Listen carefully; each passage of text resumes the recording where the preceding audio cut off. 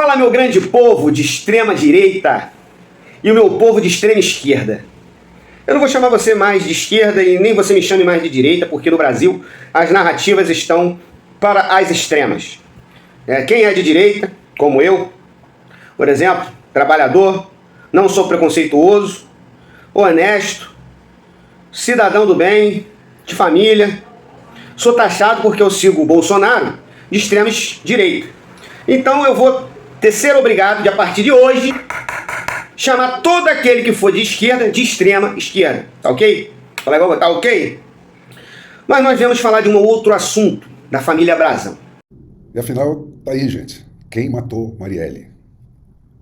Primeiro a gente cai naquele surubão carioca, né? Os mandantes são um deputado federal, um ministro do Tribunal de Contas do Estado do Rio de Janeiro, o Chiquinho e o Domingos Brazão, outrora conhecidos como os irmãos Metralha, né? O planejador é o chefe de polícia do Rio de Janeiro, Rivaldo Barbosa, chefe da Polícia Civil, né? Que é aquele sujeito que age como cobra, camuflado, mordendo a traição, né? O executor é um ex-policial, o Rony Lessa, e o embaralhador da investigação é ninguém menos que o chefe da Delegacia de Homicídios, Giniton Lages. Quer dizer, é um crime com representação federal, estadual e municipal. É o Estado contra o povo em todas as frentes e por todos os lados. Em 8 de março de 1987, aos 22 anos, esse Domingos Brazão mata a tiros o vizinho dele, Luiz Cláudio Xavier dos Reis, né, depois de perseguir o cara, ele num carro, atirando, né, e o assassinado na garupa de uma moto, fugindo desesperadamente. Né. E depois de dezenas de tiros e de quilômetros de perseguição, o morto acaba levando um tiro na nuca e o piloto da moto um tiro na cara. Não morreu esse. Né. Mas com isso fica caracterizada a índole violenta, né, de cuja fama os Brazão sempre se valeram para construir a sua carreira na política e no crime. Esse Chiquinho e ele eram conhecidos como os irmãos Metralha. Né. O julgamento desse crime pelo júri nunca aconteceu. Foi adiado em 1990, adiado de novo em 92, e no ano 2000, né, com o Domingos já deputado estadual, o julgamento passou para o Tribunal de Justiça do Rio de Janeiro, que absolveu ele, escapou do júri. Né. No início de 2000, né, ele é investigado pela Polícia Federal por alteração de combustíveis, que é uma das lavanderias clássicas do crime organizado. Entre 2006 e 2008, ele se dedica a lutar contra a instalação da CPI das milícias. Mas finalmente instalada, ela indiciou mais de 260 pessoas, entre elas outros 6 vereadores e um deputado estadual do Rio de Janeiro. Mas, como sempre, o indiciamento não se transformou em consequência prática nenhuma. Em 2011, o Domingos Brazão foi cassado por compra de votos. Mas o Ricardo Lewandowski, do Supremo Tribunal Federal, esse mesmo que agora se vangloria aí da prisão dele, anula essa decisão a pretexto de que as alterações da lei da ficha limpa não valiam para a eleição de 2010. A Cidinha Campos protocolou uma queixa, né, com ele dizendo para ela numa sala lá da Assembleia: eu mato mesmo, eu mando matar, eu nunca matei uma puta, mas estou louco de vontade de matar. Ela protocolou essa queixa com essa acusação e essa frase, né? Mas foi mais um caso que acabou arquivado no Supremo Tribunal Federal. Nas campanhas eleitorais, né, esses caras, esses par de irmãos aí, expulsam, sob ameaça de morte, políticos e militantes de adversários do Recreio dos Bandeirantes, dessa Praça Seca e de outros redutos que eles têm como exclusivamente deles. E mesmo assim, e talvez até por isso mesmo, né, em 2015, ele consegue 61 votos da Assembleia Legislativa para virar ministro do Tribunal de Contas do Estado do Rio de Janeiro, né, que é um cargo vitalício, com autoridade para julgar os gastos do Estado do Rio de Janeiro e de 91 municípios. Imagina a mina de ouro, né? Ele toma posse 4 horas depois dessa votação, né, para fazer jus a essa vitaliciedade, né, porque ele se sabia ameaçado pelo pessoal, né, que tentou impedir a posse dele. Mas a justiça abonou essa posse. Em 2017, ele é preso pela Lava Jato na Operação Quinto do Ouro, por recebimento de propina para não fiscalizar empresários e para morder obras públicas, né, na mesma operação em que foram presos o Sérgio Cabral e aquele Jorge Pisciani. Mas a justiça soltou ele de novo. Nem por isso ele conseguiu deixar de ser afastado do Tribunal de Contas, para o qual ele só conseguiu voltar em 2023, né, de novo com votos de desembargadores da Justiça do Estado do Rio de Janeiro. No dia 14 de março de 2018, gente, a Marielle é assassinada. E em maio de 2018, né, já surge, 2, 3 meses depois, já surge a primeira pista falsa.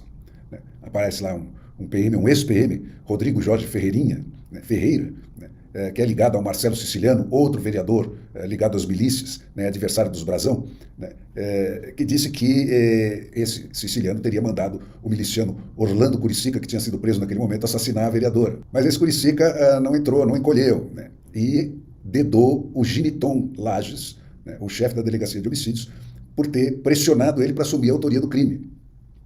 Já estavam começando a soltar pistas falsas 2, 3 meses depois do crime. Vamos falar um pouco do personagem Eduardo Paes, né?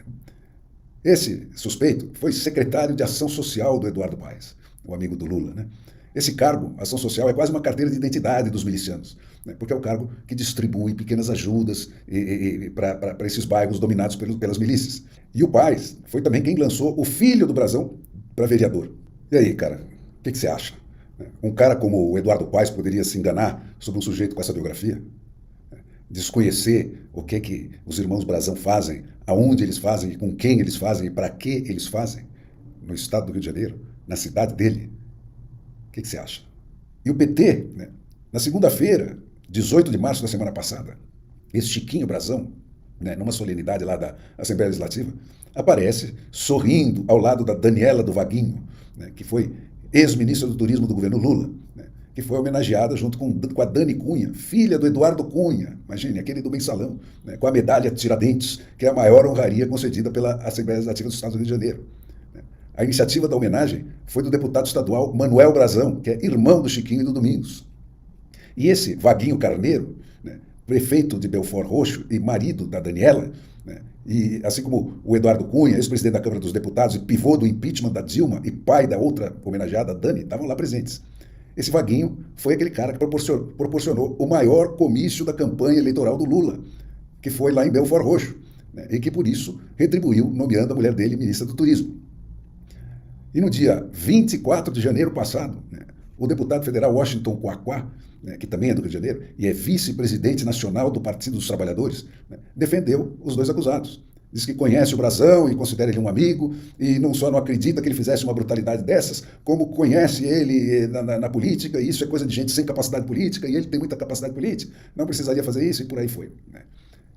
E aproveitou a ocasião, como sempre, né, para sugerir que o Rony Lessa tem ligações com o movimento bolsonarista, né, e que esse crime teria uma motivação política. Tal, né.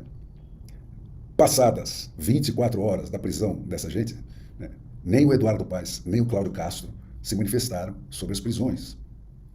E a história da enrolação, gente, da investigação.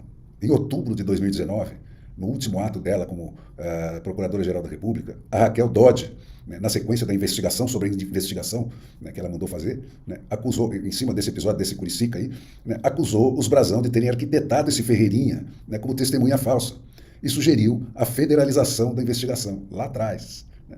Mas a esquerda, com o pessoal à frente, recusou a federalização. Por quê? Porque apontar o dedo para os Bolsonaro era o valor mais alto que se levantava. Então, gente, amigos, negócios à parte. A Marielle, assessora da vida inteira, amiga e confidente, ia ter que esperar. E lá ficaram o Rivaldo e esse Giniton e os Brasão, deitando e rolando na desgraça alheia por 6 anos a fio. Esse Rivaldo, no dia seguinte do assassinato, foi visitar as famílias, né, e fez lá um juramento, se dizia amigo da Marielle, tal, fez um juramento que era uma questão de honra resolver esse caso. Tal, né. E no dia seguinte ele botou esse Giniton como delegado da Delegacia de Homicídios, encarregado da investigação, e esse cara foi quem ficou lá empulhando durante 6 anos, né, e de quebra aproveitando para vender impunidade. Né. As contas da mulher desse Rivaldo e desse Giniton explodiram nesse período. Né. Foi um grande comércio de impunidade que eles montaram na Polícia do Rio de Janeiro. E a Polícia Federal só voltaria ao caso no governo Lula. Por quê? Porque a luta pelo poder está acima de tudo. Porque não largar a rapadura está acima de tudo.